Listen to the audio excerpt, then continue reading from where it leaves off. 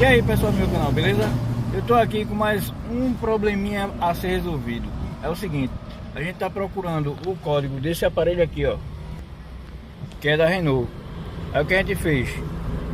A gente tá baixando aqui o gerador de código, que é esse daqui, ó, gerador de código rádio Renault, pra poder ver qual é o código desse bicho aí, ó.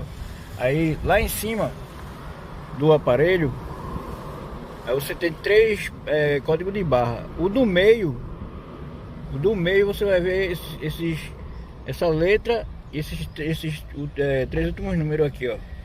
É Q420. Pronto, aí a gente vai tentar abrir aqui pelo gerador de código. Aqui, ó. Abrir.